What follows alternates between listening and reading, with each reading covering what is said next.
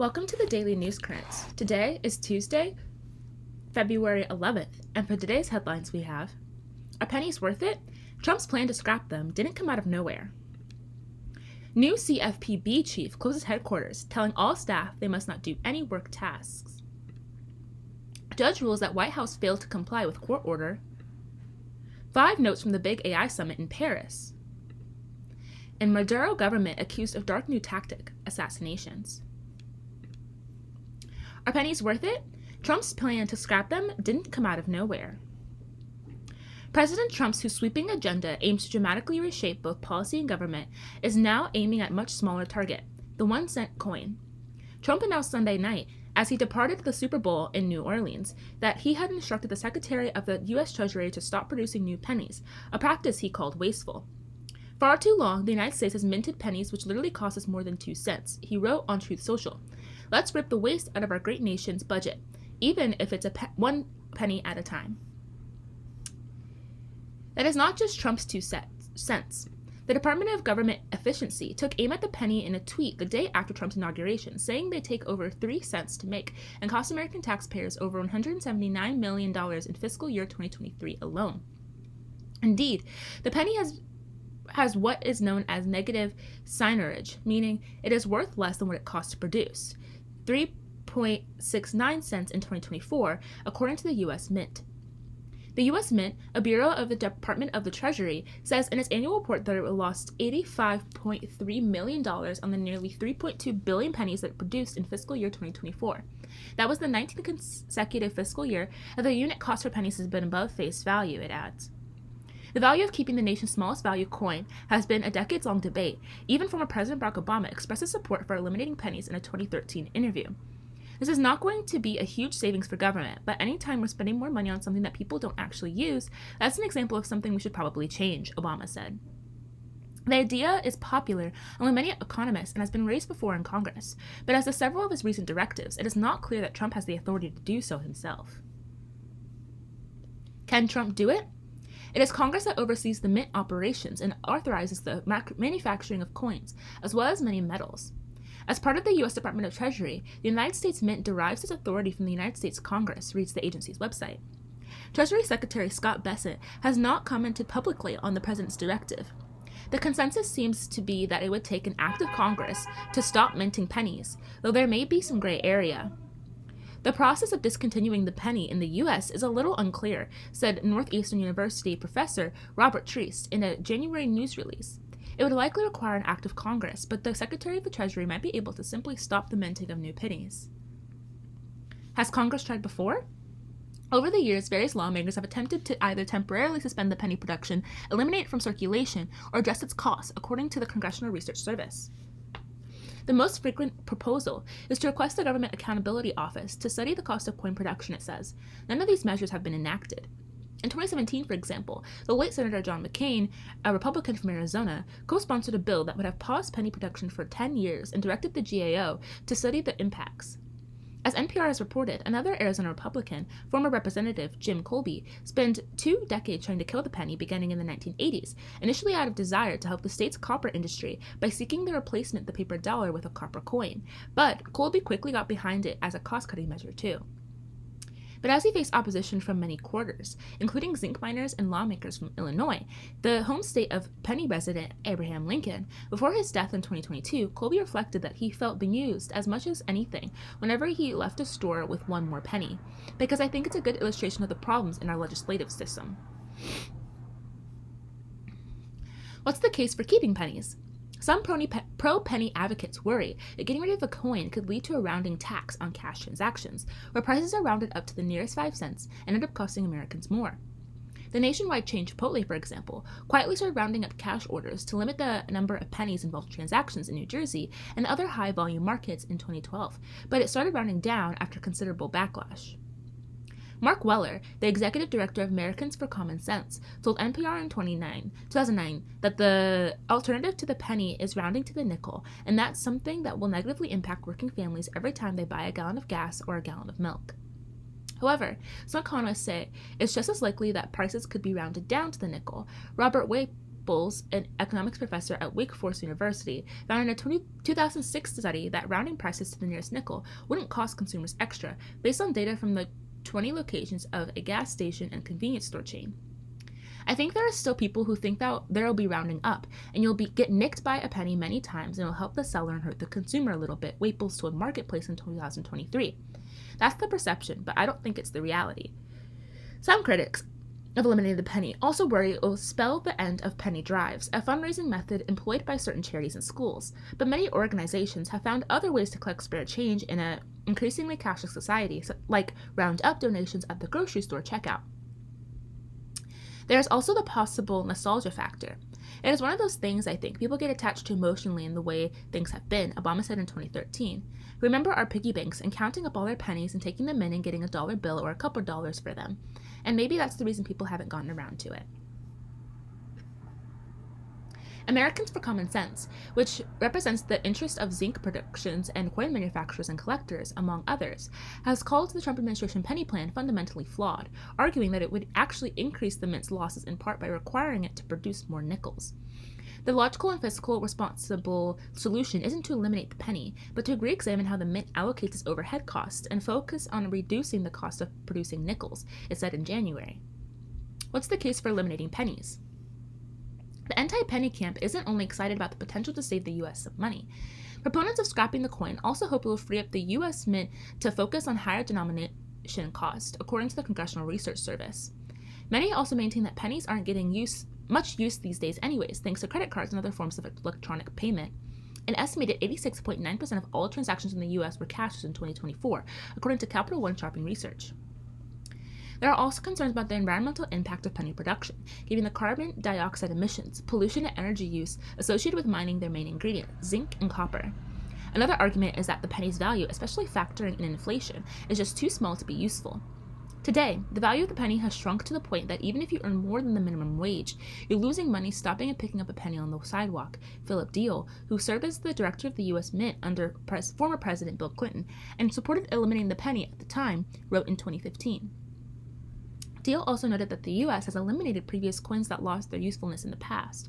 Before the coinage lobby became as powerful as it is today, Congress discontinued the half-cent coin and reduced the size of the cent by passing the Coinage Act of 1857. Have other countries punted pennies? Those in favor of parting with pennies point out that other countries have successfully done the same. Half a dozen European nations, most recently Estonia, have started phasing out 1 and 2 cent coins by rounding all cash transactions to the nearest 5 cents. Australia and New Zealand phased out their 1 cent coins in the 1990s, and Canada followed suit in 2012. Canada's mint stopped distributing pennies, though the government allows consumers to keep using them in transactions indefinitely.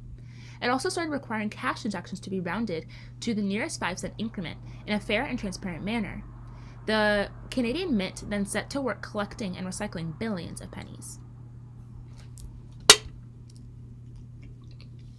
New CFPB chief closes headquarters, telling all staff they must not do any work tasks. Staff and contractors at the Consumers Financial Protection Bureau have been told they cannot perform any work tasks, according to an internal email obtained by NPR on Monday.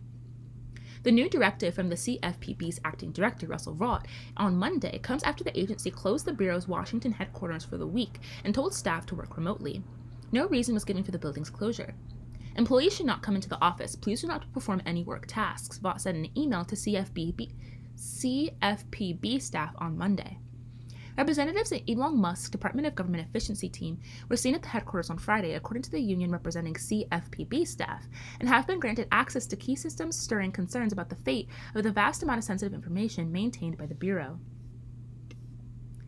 The Bureau staff was informed over the weekend that Vaught is now acting director of the CFPB, the United States Consumer Protection Watchdog. Vaught was an architect of the Conservative Policy Agenda Project 2025 and was confirmed last week as director of the Office of Management and Budget. In a separate email to staff on Saturday night, Vaught had directed staff to stop virtually all their work, including the supervision that the agency does to check whether companies are following the law. It also instructed staff to cease any pending investigations. The edict followed an earlier order to halt most of the agency's work, including suspending the effective dates of all rules that have been issued but not yet gone into effect. CFPB staff members warn that Vaught moves will leave American families exposed to financial abuse. Vaught posted on his X account on Saturday evening.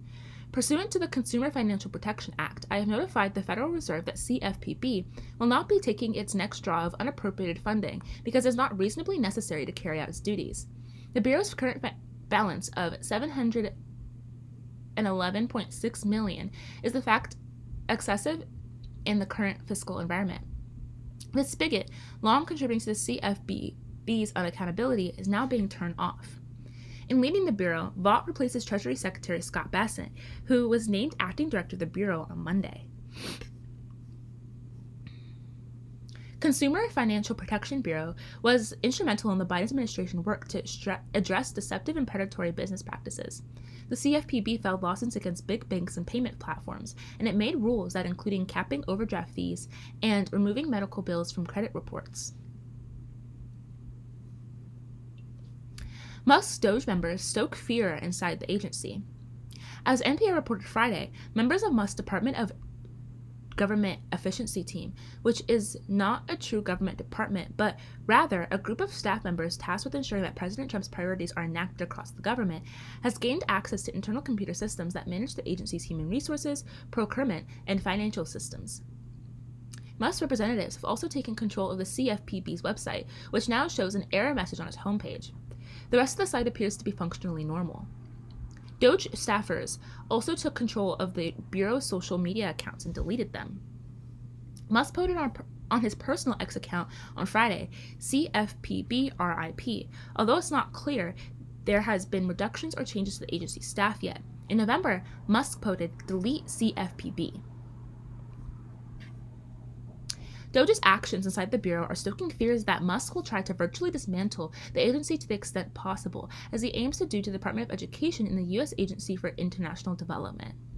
The moves appear to echo the abrupt changes at USAID, where staff members were given a stop work order, then the USAID headquarters were closed, and eventually all but a small number of essential staff members were put on administrative leave. The gutting of USAID was temporarily ordered to be paused by a federal judge on Friday. The union representing CFPB workers, NTEU 335, said Friday that Musk's lieutenants entering the agency was a clear attempt to attack union workers and defame the only agency that checks the greed of payment providers, as well as auto lenders like Tesla.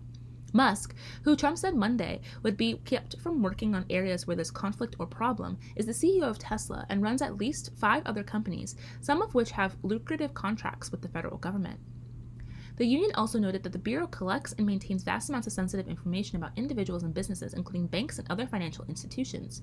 It expresses a concern that such legally protected and sensitive data of business and individuals will be exposed and used in inappropriate ways. For example, CFPB has gathered a wealth of proprietary information from big tech payment platforms that could be exploited by someone with a conflict of interest to corner the payment industry, the union said, pointing to a newly announced partnership between Musk X and Visa. The CFPB has long been a target of criticism among Republicans, the banking sector, and some in Silicon Valley for its investigations, enforcement actions, and fines in consumer protection cases. The organization is an independent bureau within the Federal Reserve System. It is funded outside the congressional appropriations process, and its funding comes from the Fed. The bureau would, on its face, appear to be an unlikely target for cost-cutting, given its return on investment. The budget slated for 2025 for the CFPB was $823 million. Since its creation in 2011, the CFPB has handled millions of consumer complaints and returned $20.7 billion back to consumers.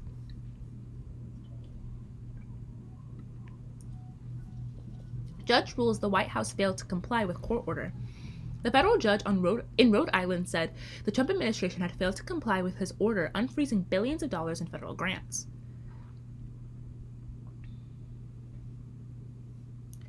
A federal judge on Monday said the White House has defied his order to release billions of dollars in federal grants, marking the first time a judge expressly declared that the Trump White House was disobeying a judicial mandate. The ruling by Judge John J. McConnell Jr. and Rhode Island federal court ordered Trump administration officials to comply with what he called the plain text of an edict he issued on January 29th. That order, he wrote, was clear and unambiguous, and there are no impediments to the defendant's compliance with it. Judge McConnell's ruling marked a step towards what could quickly evolve into a high-stakes showdown between the executive and judicial branches. A day after a social media post by Vice President J.D. Vance claimed that judges aren't allowed to control the executive legitimate power, elevating the chance that the White House could provoke a constitutional crisis. It's very rare for a president not to comply with an order, said Victoria Norse, a professor at Georgetown University Law Center who served during the Obama and Biden administrations. This is part of a pattern where President Trump appears to be asserting authority that he doesn't have. But for some of President Trump's allies, it is the judges ruling against Mr. Trump who are out of bounds. Activist judges must stop illegally meddling with the president's Article 2 powers, wrote Mike Davis, who heads the Article 3 Project, a conservative advocacy group. Already, more than 40 lawsuits had been filed against the Trump administration challenging Mr. Trump's brazen moves, which have included revoking birthright citizenship and giving Elon Musk's teams access to sensitive Treasury Department payment systems. Judges have already ruled that many of these executive actions may violate existing statutes. Judge McConnell previously ordered the White House to unfreeze federal funds locked up by a memo from the White House Office on Management and Budget that demanded that billions of dollars in federal grants be held back until they were determined to comply with President Trump's priorities, including the ideological litmus test. On Friday, 22 Democratic attorney generals went to Judge McConnell to accuse the White House of failing to comply with its earlier order. The Justice Department responded in a filing on Sunday that money for clean energy projects and transportation infrastructure allocated to states by the Inflation Reduction Act and the Bipartisan Infrastructure Bill was exempt from the initial order because it had been paused under a different memo than the one that prompted the lawsuit. Judge McConnell's ruling on Monday explicitly rejected that argument. The judge granted the Attorney General's request for a motion for enforcement, essentially a nudge. It did not find that Trump's administration was in contempt of court or specify any penalties for failing to comply. However, the judge was straightforward in his finding that an initial temporary restraining order that he issued January 29th was not being followed. These pauses in funding violate the plain text to the TRO, Judge McConnell wrote. That earlier ruling ordered the administration not to pause, freeze, impede, block, cancel, or terminate money that had already been allocated by Congress to the states to pay for Medicaid, school lunches, low-income housing subsidies, and other essential services. It was still not clear how the White House would respond. Harrison Fields, a White House spokesman, suggested the president would ultimately prevail in court. Each executive order will hold up in court because every action of Trump-Vance administration is completely lawful, he said. Any legal challenge against it is nothing more than an attempt to undermine the will of the American people. But Judge McConnell made clear that White House officials were obligated to comply regardless of how they thought the case might conclude. In his ruling on Monday, the judge quoted an opinion from a previous case noting that persons who make private determinations of the law and refuse to obey an order generally risk criminal contempt, even if the order is ultimately ruled incorrect. The showdown is part of a broader effort by Mr. Trump's opponents to get congressionally approved funding flowing again.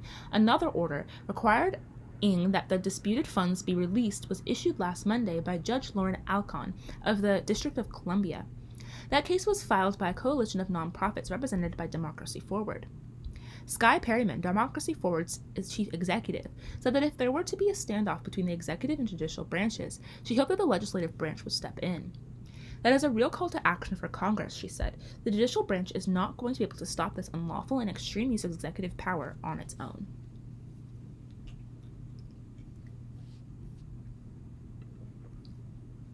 Five notes from the big AI summit in Paris. At times, Kevin Roos writes, it feels like he is watching policymakers on horseback trying to install seatbelts on a passing Lamborghini.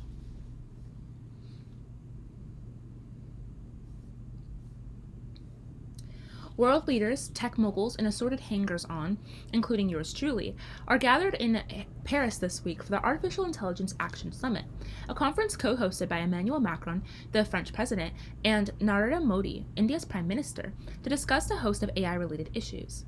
The leaders of three American AI companies, Sam Altman of OpenAI, Dario Amodei of Anthropic, and Demis Habbas of Google DeepMind, are here as a flock of prominent AI leaders. Academic researchers and civil society groups, Vice President J.D. Vance, who's leading the U.S. delegation, is expected to appear on Tuesday. Between bites of pain au chocolat, here's some of what I'm seeing so far. Europe is having regulation regrets. The backdrop for the AI summit is that Europe, which passed tough laws on data privacy and social media over the last decade and had a head start in regulating AI with the European Union's AI Act, appears to be having second thoughts. Mr. Macron, who this week announced $112.5 billion in private investments into the French AI ecosystem, has been especially wary of falling behind. He has become a cheerleader for Mistral, a French AI startup, and has argued against punitive regulation that could make the country's tech sector less competitive. Tech companies and their lobbyists appreciate the assist, but it's probably too late to stop the AI Act, which is slated to take effect in stages over the next year. And several American AI executives told me that they still consider Europe a hard place to do business compared with other big markets such as India, where regulation is comparatively lax. AI doomsayers are losing ground. The Paris AI Summit is actually the third in the series of global AI summits. The first two, held in Britain in 2023 and in South Korea last year, were much more focused on the potential risks and harms of advanced AI systems, up to and including human extinction.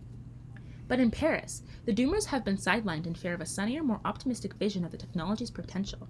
Panelists and speakers were invited to talk up AI's abilities to accelerate progress in areas like medicine and climate change, and gloomier talks about AI takeover risks were mostly regulated to unofficial side events. In a leaked draft of the official summit statement, which was expected to be signed by some of the attending nations, was panned by AI safety groups for paying too little attention to catastrophic risks.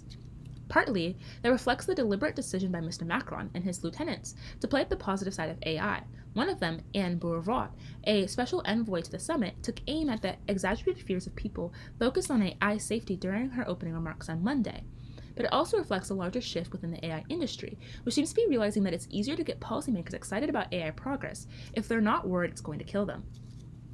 DeepSeek has energized the also-rans. Like all AI events over the past month, the Paris Summit has been buzzing with conversation about DeepSeek, the Chinese AI startup that stunned the world with its powerful reasoning model, reportedly built for a fraction of the cost leading American models. In addition to lighting a fire under America's AI giants, DeepSeek has given a new hope to smaller AI outfits in Europe and elsewhere that have counted themselves out of the race. By using more efficient training techniques and clever engineering hacks to build their models, DeepSeek proved that you might need only tens of millions of dollars rather than hundreds of billions of dollars to keep pace on the AI frontier. DeepSeek has shown that all countries can be part of AI, which wasn't obvious before. Clement Denog, the French-born chief executive of Hugging Face, an AI development company, told me. Now, Mr. Delange said, the whole world is playing catch-up. Trump's AI policy is a question mark. The most popular guessing game of the week has been what the Trump administration's posture on AI will be. The new administration has made few moves on AI so far, such as repealing the Biden White House executive order that laid out a testing program for powerful AI models, but it hasn't yet laid out a full agenda for the technology. Some people here are hopeful that Elon Musk, one of the president's top advisors and a man who both runs an AI company, has expressed fears about powerful AI run amok, which will persuade Mr. Trump to take a more cautious approach. Others believe that the venture capitalist and so-called AI accelerationist in Mr. Trump's orbit, such as the investor Mark Anderson, will persuade him to leave the AI industry alone and tear up any regulations that could slow it down. Mr. Vance may tip the administration's hand on Tuesday during a summit address, but no one is expecting stability anytime soon. One AI executive characterized the Trump administration to me as high variance, which is AI speak for chaotic. No one is really grappling with short AI timelines. The biggest surprise in the Paris Summit for me has been that policymakers can't seem to grasp how soon powerful AI systems could arrive or how disruptive they could be. Mr. Hazabis, the Google DeepMind, said during an event at the company's Paris office on Sunday that AGI, artificial general intelligence, an AI system that matches or exceeds human abilities across many domains, could arrive within 5 years. Mr. Amode of Anthropic and Mr. Altman of OpenAI have predicted its arrival even sooner, possibly within the next year or two. Even if you apply a discount to the predictions made by tech CEOs, the discussions I've heard in Paris have lacked the urgency you'd expect them to have if powerful AI is really around the corner. The policy wonks here are big on fuzzy concepts like multi-stakeholder engagement and innovation-enabling frameworks. But few are thinking seriously about what would happen if smarter than human AIs were to arrive in a matter of months, or asking the right follow-up questions. What would it mean for workers if powerful AI agents capable of replacing millions of white-collar jobs were not a far-off fantasy but an imminent reality? What kinds of regulations would be necessary in a world where AI systems were capable of recursive self-improvement or carrying out autonomous cyber attacks? And if you're an AGI optimist, how should institutions get ready for rapid improvements in areas like scientific research and drug discovery? I don't mean to pile on the policymakers, many of whom are doing their best to keep pace with AI progress. Technology moves at one speed, institutions move at another, and it's possible that industry leaders are way off their AGI predictions, or that new obstacles to AI improvement will emerge. But at times this week, listening to policymakers discuss how govern AI systems that are already several years old, using regulations that are likely to be outdated soon after they're written, I've been struck by how different these timescales are. It feels at times like watching policymakers on horseback struggling to install seatbelts on a passing Lamborghini. I'm not sure what to do about this. It's not as if industry leaders are being vague or unclear about their intentions to build AGI or their intuition that it's going to happen very soon, but the summit in Paris is any indication something is getting lost in translation.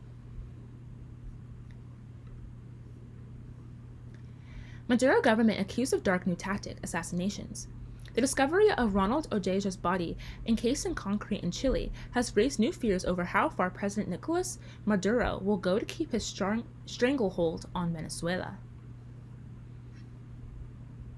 Shortly after 3 a.m., a battering ram burst open the door to a 14th floor apartment, and 3 men dressed in black tactical gear of the Chilean police rushed in.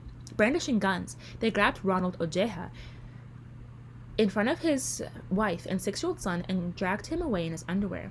Mr. Ojeja, a 32-year-old former Venezuelan army officer, was a political dissident living under asylum in a middle-class neighborhood of Chile's capital, Santiago.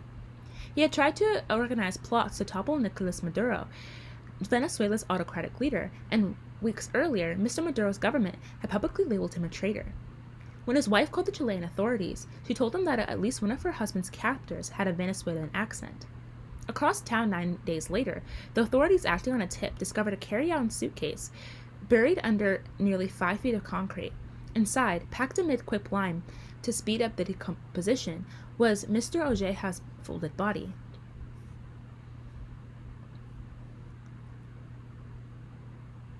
Now, after a year of investigation, Chilean authorities are confirming the fears of Venezuelan dissidents hiding out around the world. The evidence, the Chileans said, indicates that Mr. Maduro's government ordered Mr. Ojeja's assassination. The Maduro government had vehemently denied that. If true, the case represents a dark escalation in Mr. Maduro's efforts to crush any threats to his authoritarian rule, and the accusations arrive just as President Trump opens a new dialogue with the autocrat in hopes of deporting undocumented Venezuelans. For years, Mr. Maduro has maintained his grip on Venezuela by jailing political opponents at home, but the murder in Chile suggests that the Venezuelan leader has also adopted the tactics of his close ally, President Vladimir V. Putin of Russia, to reach into foreign nations to assassinate political rivals.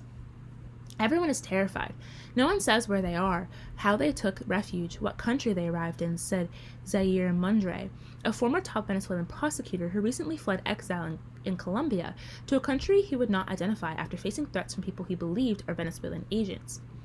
Ojeja was a turning point for everyone. Chile had been holding hearings to charge 19 people whom the authorities said took part in some aspect of Mr. Ojeja's murder, including planning the killing, carrying out, and hiding the body. According to court documents viewed by the New York Times, Chilean prosecutors said most of the 19 accused were members of the Chilean branch of Tren de Aragua, a Venezuelan crime group that Mr. Trump wants to designate a terrorist organization. Caroline Toa, Chile's Interior and Public Security Minister, said in an interview that 3 people had testified that the Venezuelan government hired Tren Aragua to assassinate Mr. Ojeja.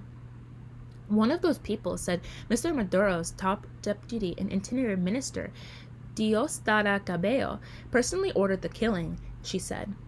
She said investigators had eliminated 2 other hypotheses, extortion and gang infighting. As for the third hypothesis, a political assassination, she said, it's still not proven, but we can say that the probabilities are very worrying.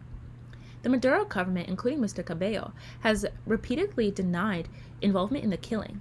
Mr. Cabello has joked that the Venezuelan government would not be capable of pulling off such a crime. Tarek William Saab, Venezuela's attorney general, said the murder was actually a false flag operation that the Chilean state itself covered up.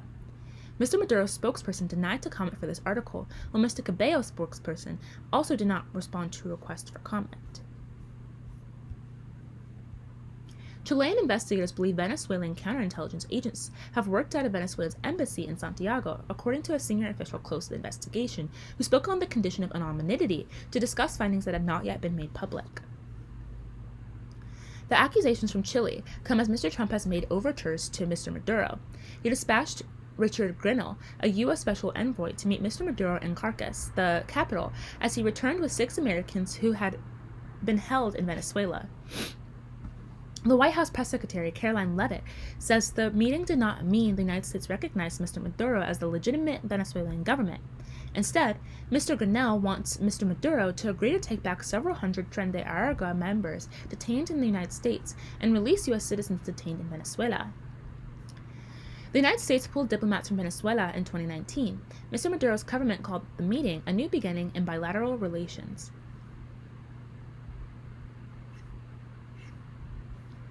Last week, the new border czar, Tom Homan, told the Times that deportation flights to Venezuela would begin within a month. Many international observers, including Secretary of State Marco Rubio when he was senator, have said sending Venezuelans back to Venezuela under Mr. Maduro would be a death sentence. Mr. Maduro's government has a long history of human rights abuses inside Venezuela, but the government has also been tracking down dissidents abroad for years, according to former Venezuelan officials, security experts, and dissidents themselves.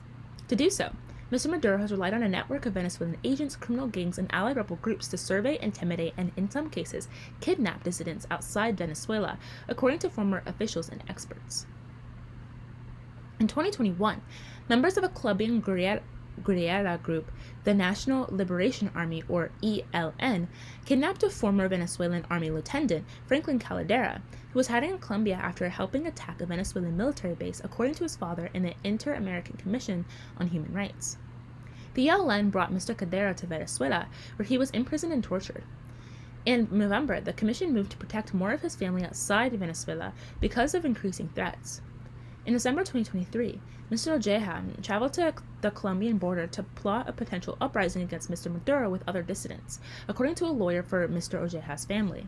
There, the ELN captured the dissident's effective leader, a former military officer named Agnello Heredia, and brought him back to Venezuela, according to Mr. Mondre and Pablo Parada, a dissident close to Mr. Heredia. Mr. Oreja escaped. A month later, the Venezuelan government pushed a list of 33 militant members it said had turned on the nation. Zero tolerance for traitors, the document said. The names were taken from Mr. Heredia's phone. Mr. Mondere said that, and many of those in Venezuela were imprisoned. Mr. Ojeha was also on the list. Less than a month later, he was murdered. Court documents show the planning of the murder among members of Tren de Aragua, one of Latin America's most violent and notorious criminal organizations. Messages from confiscated phones show that Tren de Aragua boss told the gang leaders in Chile that they would be paid a large sum to kidnap and kill Mr. Ojeha. That set off a flurry of action, all laid out in a WhatsApp group, in which gang members obtained Chilean police uniforms, weapons, and vehicles, according to the documents. At 3:05 a.m. on February 1st, 2024, 5 men disguised as police officers arrived at Mr. Ojeha's building in a Nissan Versa with police lights on top. One stayed in the car, and one gave the doorman a false warrant, and the other 3 kidnapped Mr. Ojeha. Days later, in a poor neighborhood controlled by the gang, the police were tipped off when neighbors reported suspicious activity, and a shack where men were seen wheeling cement in and dirt out. The autopsy concluded that Mr. Ojeha was killed by asphyxiation, according to the documents. As evidence began to point to the Maduro government, the Chilean prosecutor leading the case said so on television. Venezuela responded angrily, denying involvement. Last month, Venezuela ordered Chile to close its consulates with Venezuela and said diplomatic ties has been suspended. President Gabriel Boric of Chile says if Venezuela is shown to have ordered Mr. Ojeja's killing, it is not only a violation of our sovereignty, it is a violation of human rights, and it has the worst precedents which we know in our history, referring to Chile's own murderous dictatorship. Building surveillance footage showing the kidnapping spread across Chile and beyond, Mr. Toa said that criminals could have destroyed the cameras but chose not to. Mr. Ojeja could have been killed in a much simpler, less conspicuous way, she said. There's a reason they chose the strategy of making it visible. Mr. Parada, the Venezuelan dissident in Colombia, said that days after authorities found Mr. Ojeja's body, mysterious men showed up to a meeting of dissidents in Colombia and chased him through the streets. He spent a night in a sewage pipe to evade them. Now he's in hiding again. It is not easy to know that they're looking for you, to kill you. It's not easy to know that you can't even return to your own country. Mr. Parada said, it's not easy to know that at any moment I could suffer the fate that Ronald suffered. That is all for today. Thank you so much for listening. Goodbye.